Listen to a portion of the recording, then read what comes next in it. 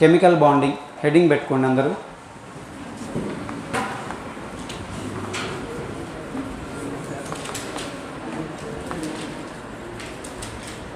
Chemical bonding, chemical bonding. మన last 2 chapters atomic structure, periodic classification of elements. ఆ 2 chapters weightage 8 marks. అంటే ఒక్కొక్క chapter నుంచి జనరల్గా ఇప్పటివరకు మనకు ఒక 8 మార్క్స్ క్వశ్చన్ వస్తుంది. అటామిక్ స్ట్రక్చర్లో నుంచి ఒక 8 మార్క్స్ క్వశ్చన్, అలానే పీరియాడిక్ క్లాసిఫికేషన్ నుంచి ఒక 8 మార్క్స్ క్వశ్చన్ వస్తుంది. So next 3rd chapter chemical bonding నుంచి దీని వెయిటేజ్ కూడా 8 మార్క్సే. దీని నుంచి కూడా మన 8 మార్క్స్ వస్తాయి పబ్లిక్ ఎగ్జామ్లో. అయితే 99% ఎక్కువగా మనకు 2-4 మార్క్స్ క్వశ్చన్స్ వచ్చేటువంటి అవకాశం ఉంటుంది దీని నుంచి. అప్పుడప్పుడు ఒక 8 మార్క్స్ క్వశ్చన్ డైరెక్ట్గా కూడా అడగవచ్చు. సో లాస్ట్ ఇయర్ ఇచ్చినటువంటి బ్లూ ప్రింట్ ప్రకారం అయితే 4 మార్క్స్ క్వశ్చన్స్ 2 అడుగుతాడు. ఇప్పుడు మనకు కంప్లీట్ సిలబస్ అంతా కూడా ఇయర్ నుంచి ఉంది కాబట్టి 8 మార్క్స్ క్వశ్చన్ అడగవచ్చు, 4 మార్క్స్ క్వశ్చన్స్ 2 అడగవచ్చు. కాబట్టి ఈ చాప్టర్ యొక్క వెయిటేజ్ అది. 2 మార్క్స్ క్వశ్చన్స్ అంతగా కాన్సన్ట్రేట్ చేయాల్సిన అవసరం లేదు. బట్ మనము 60 out of 60 మార్క్స్ తెప్పించుకోవాలంటే మాత్రం 2 మార్క్స్ క్వశ్చన్స్ కూడా నేర్చుకోవాల్సిందే. సో ఫస్ట్ మనము ఈ చాప్టర్లో ఉండేటువంటి important questions, important concepts discuss చేసుకుందాము. కెమికల్ బాండింగ్ తెలుగు మీడియం వాళ్ళకి 10th క్లాస్లో కూడా ఉంది ఈ లెసన్. ఇంగ్లీష్ అంటే తెలుగు మీడియం వాళ్ళకి ఏమంటాం తెలుగులో? రసాయన బంధము అంటాం. Chemical bonding. ఏంటి బాండింగ్ అంటే ఏంటమ్మా? బాండింగ్ అంటే ఏంటి? బాండ్ అంటే ఏంటి? బాండ్ అంటే అట్రాక్షన్. బాండ్ అంటే అట్రాక్షన్. Chemical bonding. ఓకే, మీరు 10th క్లాస్లో ఈ కెమికల్ బాండింగ్ అనే చాప్టర్లో ఏ బాండింగ్ గురించి నేర్చుకున్నారు? మీరు నేర్చుకున్న బాండింగ్స్ ఏవి గుర్తుందా? Ionic bond, ionic bond, good. Covalent bond, covalent bond, covalent bond. ఇంకా ఆ రెండే మీరు జనరల్గా నేర్చుకుంది. ఇంకా ఏదో చెప్తున్నారు. అయానిక్ బాండ్ని అయానిక బంధము అంటాము, కోవలెంట్ బాండ్ని సమయోజనీయ బంధము అంటాము. ఇక్కడ మనం ఇంకా అడిషనల్గా coordinate covalent bond, coordinate covalent bond,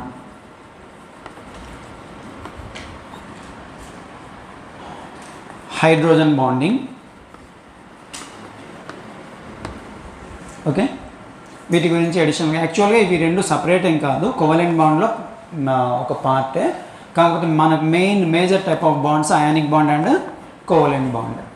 అసలు ఈ బాండింగ్స్ అనేవి, ఈ కెమికల్ బాండింగ్ అనేది ఎందుకు ఫామ్ అవుతుంది? అయానిక్ బాండ్ అయినా కోవలెంట్ బాండ్ అయినా ఎందుకు ఆ బాండ్స్ అనేవి ఒక యాటమ్కి ఇంకొక యాటమ్కి మధ్య బాండ్ ఫామ్ అవ్వాల్సిన అవసరం ఏంటి? ఎవరైనా చెప్పగలరా? Simple answer, to get stability. To get stability. ఈ యాటమ్స్ అన్నీ కూడా స్టెబిలిటీ పొందడానికి, స్థిరత్వాన్ని పొందడానికి బంధంలో పాల్గొంటాయి. ఒక యాటమ్ ఇంకొక యాటమ్తో కలవడానికి కారణము అవి 2 కూడా స్థిరత్వాన్ని పొందడానికి, టు గెట్ స్టెబిలిటీ. ఓకేనా? ఇవి ఎలా స్టెబిలిటీని పొందుతాయి? ఇప్పుడు ఫర్ ఎగ్జాంపుల్ మీరు స్కూల్కి వస్తున్నారు, కాలేజ్కి వస్తున్నారు. ఎందుకు వస్తున్నారు మీరు? అల్టిమేట్ గోల్ ఏంటో తెలుసా మనందరిది కూడా? To get stability. మీరు ఇప్పుడు కాలేజ్కి ఎందుకు వస్తున్నారు? To get stability. ఏంటి స్టెబిలిటీ అంటే, after completion of your education you want to get a good job, you want to settle in life in a good position, you want to lead a peaceful and happy life, isn't it? అదే stability అంటే. మన పెద్దవాళ్ళైన తర్వాత చాలా హ్యాపీగా, కంఫర్టబుల్గా, financially అంతా కూడా మనం చాలా స్టేబుల్గా ఉండాలనే ఈ ప్రయత్నాలన్నీ చేస్తున్నాం, అంతే కదా? రోజు కాలేజీకి రావడము, మనం లెసన్స్ వినడం, మళ్ళీ చదువుకోవడం, ఎగ్జామ్స్ రాయడము, దీని అంతటికి రీజన్ ఏంటి అంటే టు గెట్ స్టెబిలిటీ. సిమిలర్లీ ఈ కెమికల్ ఎలిమెంట్స్ కూడా స్టెబిలిటీ పొందడానికి ప్రయత్నిస్తూ ఉంటాయి. సరే, పీరియాడిక్ టేబుల్లో 18 గ్రూప్స్ ఉన్నాయి మనందరికీ తెలుసు. ఈ 18 గ్రూప్స్లో అన్నిటికంటే మోర్ స్టేబుల్ ఎలిమెంట్స్ ఏవి? Very good, Nobel gases. Nobel gases, Nobel gases. ఏంటి ఆ Nobel gases names? Helium, neon, organ, krypton, xenon, radon. Okay, ఇవి నోబెల్ గ్యాసెస్. ఇవన్నీ కూడా చాలా స్టేబుల్గా ఉంటాయి, కెమికల్ రియాక్షన్స్లో పార్టిసిపేట్ చేయవు, రసాయన చర్యల్లో అవి పాల్గొనవు. స్టేబుల్గా ఉన్నాయి కాబట్టి ఇంకా అవి రియాక్షన్స్లో పార్టిసిపేట్ చేయాల్సిన అవసరం వాటికి లేదు. మరి ఎందుకు అవి స్టేబుల్గా ఉన్నాయి, వాటి స్టెబిలిటీకి గల కారణం ఏంటి, what is the reason behind the stability of Nobel gases అని చాలామంది సైంటిస్ట్ అబ్జర్వ్ చేస్తే ఫైనల్లీ లూయిస్ అనే సైంటిస్ట్ అతను ఏం అబ్జర్వ్ చేశాడంటే, సో మనం అతను చెప్పే కాన్సెప్ట్కి వచ్చే ముందు వీటి ఎలక్ట్రానిక్ కాన్ఫిగరేషన్స్ చూద్దాం. Helium electronic configuration 1s2, neon configuration 1s2, 2s2, 2p6. ఇక్కడ ఫస్ట్ షెల్లో 2 ఎలక్ట్రాన్స్ ఉన్నాయమ్మా, సెకండ్ షెల్లో అంటే లాస్ట్ షెల్లో ఎస్లో 2 ఎలక్ట్రాన్స్, పిలో 6 ఎలక్ట్రాన్స్, మొత్తం 2 + 6 8 ఎలక్ట్రాన్స్ ఉన్నాయి. Argon 1s2, 2s2, 2p6, 3s2, 3p6. First shell 2 electrons, second shell 8 electrons, third shell also 8 electrons. ఇక్కడ కూడా లాస్ట్ షెల్లో ఎన్ని ఎలక్ట్రాన్స్ ఉన్నాయి, 8 ఎలక్ట్రాన్స్ ఉన్నాయి. ఇక్కడ లాస్ట్ షెల్లో 8 ఎలక్ట్రాన్స్ ఉన్నాయి. Next krypton 1s2, 2s2, 2p6, 3s2, 3p6, 4s2, 3d10, 4p6. Okay, so ఇక్కడ మనము first shell 2 electrons, second shell 8 electrons, third shell అంటే ఇదిగోండి ఈ 3s2, 3p6 and 3d10. Third shell అంటే 3s, 3p, 3d, 2 + 6 8 + 10 18 ఎలక్ట్రాన్స్ ఉన్నాయి, మొత్తానికి 18 electrons. And last shell అంటే ఇది 4s2, 4p6, 4s2, 4p6 ఎన్ని 8 ఎలక్ట్రాన్స్. ఓకే, సో అలా మనం కంటిన్యూ చేస్తే ఈవెన్ క్రిప్టాన్ తర్వాత xenon, ఆ తర్వాత రేడాన్, దీంట్లో కూడా లాస్ట్ షెల్లో 5s2, 5p6 అండ్ దీంట్లో తర్వాత రేడాన్లో 6s2, 6p6 8 ఎలక్ట్రాన్స్ ఉంటాయి.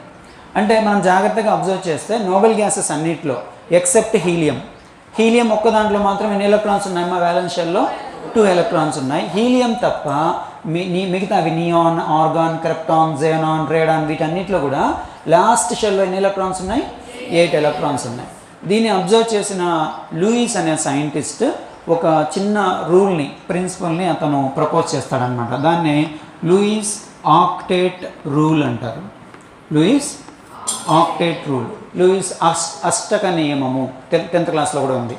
What is octet rule? ఇతను ఏం చెప్తాడంటే ఆక్టేట్ రూల్లో నోబెల్ గ్యాసెస్ అన్నీ స్టేబుల్గా ఉంటాయి, కెమికల్ రియాక్షన్స్లో అవి పార్టిసిపేట్ చేయవు. దానికి రీజన్ ఏంటి అంటే వాటి వ్యాలెన్స్ షెల్లో 8 ఎలక్ట్రాన్స్ ఉండడమే. 8 ఎలక్ట్రాన్స్ అంటే చూడండి, ఎస్ సబ్ షెల్ కంప్లీట్గా నిండిపోయి ఉంది, పి సబ్ షెల్ కూడా కంప్లీట్గా నిండి ఉంది. మనం ఇంతకుముందు ప్రీవియస్ చాప్టర్లో ఒకసారి చెప్పుకున్నాం half filled or full filled electronic configuration అని. Okay, stable configuration, half filled configuration ఉన్నా ఫుల్ ఫిల్డ్ కాన్ఫిగరేషన్ ఉన్నా దానికి స్టెబిలిటీ ఎక్కువ. ఇప్పుడు నోబెల్ గ్యాసెస్ అన్నిటికీ ఫుల్ ఫిల్డ్ కాన్ఫిగరేషన్ ఉంది, ఎస్లో 2 ఎలక్ట్రాన్స్, పిలో 6 ఎలక్ట్రాన్స్, కాబట్టి వాటికి అవన్నీ స్టేబుల్గా ఉంటాయి, కాబట్టి రియాక్షన్స్లో పార్టిసిపేట్ చెయ్యవు. అవి ఆల్రెడీ స్టేబుల్గా ఉన్నాయి, సాటిస్ఫైగా ఉన్నాయి. ఇప్పుడు మనం ఎట్లయితే మన సొసైటీలో మనం కొంతమందిని చూస్తాం, మన రిలేటివ్స్లో కానీ మన నైబర్స్లో కానీ బాగా లైఫ్లో మంచిగా సెటిల్ అయిపోయి ఉన్నారనుకోండి, వాళ్ళని చూసి మనకేమనిపిస్తుంది, మనం కూడా వాళ్ళలాగా లైఫ్లో మంచిగా సెటిల్ అవ్వాలి అనిపిస్తుంది కదా. అలానే పీరియాడిక్ టేబుల్లో ఉన్న మొత్తం 18 గ్రూప్స్లో ఆ 18th గ్రూప్ ఎలిమెంట్స్ చాలా స్టేబుల్గా ఉన్నాయి, రియాక్షన్స్లో పార్టిసిపేట్ చేయట్లేదు. అప్పుడు మిగతా ఎలిమెంట్స్ ఏమనుకుంటాయి, మనం కూడా ఆ 18 గ్రూప్ ఎలిమెంట్స్ లాగా స్టెబిలిటీ పొందాలి అనుకుంటాయి. మరి 18 గ్రూప్ ఎలిమెంట్స్ లాగా అవి స్టెబిలిటీ పొందాలంటే ఏం చేయాలి? అసలు 18 గ్రూప్ ఎలిమెంట్స్కి ఉండే ప్రత్యేకత ఏంటి ప్రత్యేకత? లూయిస్ చెప్పినట్టు వీటి యొక్క వ్యాలెన్స్ షెల్లో 8 ఎలక్ట్రాన్స్ ఉన్నాయి. ఈ చివరి కక్షలో 8 ఎలక్ట్రాన్స్ ఉన్నాయి. ఆ 8 ఎలక్ట్రాన్స్ ఉండడం వల్ల అవన్నీ స్టేబుల్గా ఉన్నాయి కదా. అలానే పీరియాడిక్ టేబుల్లో మిగతా గ్రూప్స్ ఉన్నాయి కదా, ఫస్ట్ గ్రూప్, సెకండ్ గ్రూప్, 13, 14 ఇవన్నీ కూడా అవి కూడా 8 ఎలక్ట్రాన్స్ని పొందాయనుకోండి, అవి కూడా స్టేబుల్గా మారుతాయి, అంతే కదా. ఇప్పుడు సపోజ్ నేను ఒక ఫస్ట్ గ్రూప్ ఎలిమెంట్ అనుకోండి, ఫస్ట్ గ్రూప్ ఎలిమెంట్స్లో నోబెల్ గ్యాసెస్ కంటే 1 ఎలక్ట్రాన్ ఎక్స్ట్రాగా ఉంటుంది. ఒక చిన్న ఎగ్జాంపుల్ చెప్తాను మీకు అర్థం కావడానికి. సోడియం ఫస్ట్ గ్రూప్ ఎలిమెంట్స్ ఏవో చెప్పగలరా మీరు? ఫస్ట్ గ్రూప్లో ఉండే ఎలిమెంట్స్ ఏవో చెప్పగలరా? Hydrogen, lithium, sodium, potassium, rubidium, caesium, francium. ఇవి కొన్ని గుర్తుపెట్టుకోవాలమ్మా. మీరు గుర్తుపెట్టుకుంటే కొన్ని కాన్సెప్ట్స్ ఈజీగా అర్థమవుతాయి. Lithium, sodium, potassium, rubidium, caesium, francium. హైడ్రోజన్ని పక్కన పెట్టండి, ఫ్రాన్షియంని కూడా పక్కన పెట్టండి. మిగతావి మనం గుర్తుపెట్టుకుంటే బెటర్. దీంట్లో సోడియం తీసుకుంటున్నాను నేను. Sodium atomic number 11, electronic configuration 1s2, 2s2, 2p6, 3s1. ఇప్పుడు ఫస్ట్ షెల్లో 2 ఎలక్ట్రాన్స్ ఉన్నాయి, సెకండ్ షెల్లో 2 + 6 8 ఎలక్ట్రాన్స్ ఉన్నాయి, థర్డ్ షెల్లో 1 ఎలక్ట్రాన్ ఉంది. ఇప్పుడు సోడియం మనం గమనిస్తే electronic configuration first shell 2 electrons, second shell 8 electrons and third shell 1 electron. మరి అది స్టెబిలిటీ పొందాలంటే వ్యాలెన్స్ షెల్లో ఎన్ని ఎలక్ట్రాన్స్ ఉండాలి? 8 ఎలక్ట్రాన్స్ ఉండాలి. ఇక్కడ వ్యాలెన్స్ షెల్లో ఎన్ని ఎలక్ట్రాన్స్ ఉన్నాయి? 1 ఉంది కదా. కానీ దాని ముందు షెల్లో ఎన్ని ఎలక్ట్రాన్స్ ఉన్నాయి? 8 ఉన్నాయి. ఇప్పుడు ఈ సోడియం యాటమ్ తన దగ్గర ఈ ఎక్స్ట్రాగా ఉండే ఈ 1 ఎలక్ట్రాన్ను వేరే వాటికి ఇచ్చేసింది అనుకోండి. ఇప్పుడు నేనే ఉన్నాను, నా దగ్గర ఫస్ట్ షెల్లో 2 ఎలక్ట్రాన్స్, సెకండ్ షెల్లో 2 ఎలక్ట్రాన్స్, లాస్ట్ షెల్లో 1 ఎలక్ట్రాన్ ఉంది. ఆ లాస్ట్ షెల్లో ఉండే ఆ 1 ఎలక్ట్రాన్ను నేను వేరే వాళ్ళకి ఇచ్చేసాను అనుకోండి, డొనేట్ చేసేసాను అనుకోండి. అప్పుడు నా దగ్గర ఇంకా ఇది ఉండదు కదా. అప్పుడు 8 ఎలక్ట్రాన్స్ వస్తాయి వ్యాలెన్స్ షెల్లో. అప్పుడు నేను స్టేబుల్ కదా. కాబట్టి నా దగ్గర ఈ లాస్ట్లో 8 ఎలక్ట్రాన్స్ కంటే 1 ఎలక్ట్రాన్ ఎక్స్ట్రాగా ఉంది. ఏ గ్రూప్ ఇది? First group.